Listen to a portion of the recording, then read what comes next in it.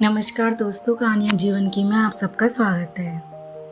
आज भी याद है वो दिन जब घर में ढोल नगाड़े बज रहे थे, रिश्तेदारों की भीड़ लगी थी और मैं दूल्हा बनकर घोड़ी पर बैठा था।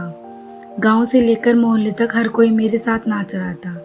मेरी माँ की आंखों में आंसू थे, लेकिन वो आंसू खुशी के थे।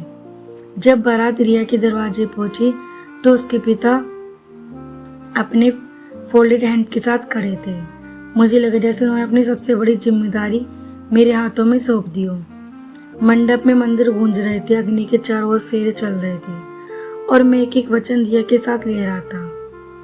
उसने पहली बार मेरी तरफ देखा। पल भर के लिए वो नजर जैसे दिल में उतर गई। उसकी आंखों में मासूमियत थी और साथ ही कहीं न कहीं डर भी। फेरे पूरे हुए और मैं कह सकता हूँ कि उस दिन मेरी जिंदगी का सबसे सुनहरा पल था। मुझे लगा मेरी पूरी दुनिया पूरी हो गई। शादी के बाद जब कमरे में गया तो पूरा कमरा फूलों से सजा था। गुलाब की खुशबू चारों तरफ फैली हुई थी। दिल की धड़कनें तेज थी, जैसे कोई नया सफर शुरू होने वाला हो। रिया पलंग पर बैठी हुई थी, घूंघट में छिपी, हाथ कांप रहे थे। मैं उसके पास गया, धीरे से घूंघट उठाया, मुस्कुराते कहा, रिया, आज से हम दोनों का सफर शुरू हुआ। मैं वादा करता हूँ तुम्हें कभी अकेला नहीं छोड़ूंगा। लेकिन मेरी मुस्कान के जब में वो अचानक रो पड़ी। उसकी आंखों में देखकर मैं चौंक गया। क्या हुआ, तुम रो क्यों रही हो? मैंने उसके हाथ से पूछने की कोशिश की।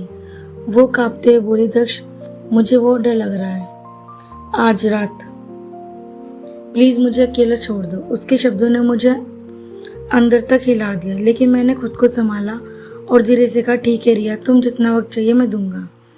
मैं बस इतना चाहती हूँ कि तुम मुझे सच्चाई कभी मत छुपाना। उस रात में उसके बगल में बैठा रहा और वो रोते रोते सो गई। मेरे सपने उस रात अधूरे रह गए, लेकिन मैंने सोचा शायद वक्त के साथ सब बदल जाएगा। दिन बीतने लगे। मैंने कई बार रिया से उसके डर की वजह पूछी, पर हर बार कोई ना कोई बहाना बनाकर डर लेती। कभी कहती ठीक नहीं लग रहा है, कभी कहती थक गई हूँ, और कभी बस चुप हो जाती।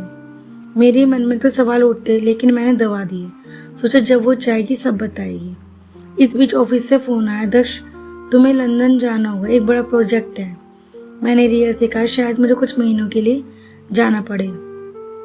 उसने एक पल मेरी तरफ देखकर उसकी आंखों में अजीब सा भाव था, जैसे वो चाहती भी थी कि मैं जाऊं और ना भी जाऊं। आखिरकार मैंने सामान बांधा और लंदन चला गया। मन में एक ही ख्याल था, शायद इस दूरी से हमारे बीच की चुप्पी टूटेगी। शायद लौट कर आऊंगा तो रिया सब कह पाएगी। 6 महीने लंदन में कैसे गुजरे पता ही नहीं चला। काम में इतना व्यस्त था कि वक्त भागता चला गया, पर रिया से दूरी हर रात चुपती रही। एक दिन अचानक माँ का फोन आया, दक्ष बेटा जल्दी आ, तेरी दादी अस्पताल में है, हालात ठीक नहीं है। ये सुनते मेरे पैरों तले जमीन खिसक गई। मैंने तुरंत टिकट ली और बाहर लौट आया। दिल में सिर्फ दादी की चिंता थी, लेकिन मुझे नहीं पता था कि अस्पताल में एक ऐसा सच भी मेरा इंतजार कर रहा है जो मेरी जिंदगी बदल देगा। मैं अस्पताल पहुंचा तो दादी आईसीयू में थी। परिवार वाले बाहर बैठे रो रहे थे। मैंने माँ का हाथ पकड़ पूछा, माँ दादी कैसी है? माँ रोते रोते बोली, दादी को तो डॉक्टर संभाल लेंगे बेटा, पर तुझे एक बात बतानी है। मैंने हैरानी से उनकी तरफ देखा। माँ ने इशारा किया और कहा, तेरी पत्नी रिया वो डिलीवरी वार्ड में। मेरे कान में मुझे सुनने से इनकार दिया। क्या कहा आपने? रिया और डिलीवरी वार्ड में? माँ रोने लगी। हाँ बेटा, वो प्रसव पीड़ा में। डॉक्टर कह रहे हैं कि पति की इजाजत चाहिए। जल्दी है। मैंने पसीने से भीग गया। दिल जोर जोर से धड़कने लगा। मेरे दिमाग में सिर्फ एक ही सवाल था, ये कैसे हो सकता है? मैं तो 6 महीने से लंदन में था, तो फिर ये बच्चा किसका है? मैं लड़खड़ाते कदमों से उस वार्ड की ओर बढ़ा। भीतर से चीखें आ रही थी, दर्द हो रहा है, प्लीज जल्दी कीजिए, नर्सें उसे समझा रही थी। अपने पति को बुलाए, बिना उनकी अनुमति के हम ऑपरेशन नहीं कर सकते। मैंने दरवाजा खोला। रिया दर्द से तड़प रही थी। उसकी आंखें खुली और जैसे उसने मुझे देखा वो जोर जोर से रोने लगी। मैंने कांपती आवाज में कहा, क्या रिया, ये बच्चा, ये सब क्या? वो फूट फूट कर रो पड़ी। दक्ष मुझे माफ कर दो, मैंने तुमसे एक बड़ा सच छुपाया। मैं पत्थर सा खड़ा था। उसके हर शब्द तीर की तरह सीने को चीर रहे थे। वो बोली, शादी से पहले किसी ने मुझे धोखा दिया। मैं गर्भवती हो गई, पापा की इज्जत दांव पर थी, इसलिए उन्होंने जल्दी जल्दी मेरी शादी तुम्हारे साथ कर दी। मैं तुम्हें बचाना चाहती थी, पर डरती थी कि कहीं तुम मुझे ठुकरा न दो। मेरे पैरों तले जमीन खिसक चुकी थी। दिल चीख रहा था, ये तो सुहागरात की सच्चाई। इसलिए तुम मुझसे दूर रहती थी, इसीलिए हर रात रोकर सो जाती थी। मैंने गुस्से में कहा, रिया तुमने मुझे धोखा दिया।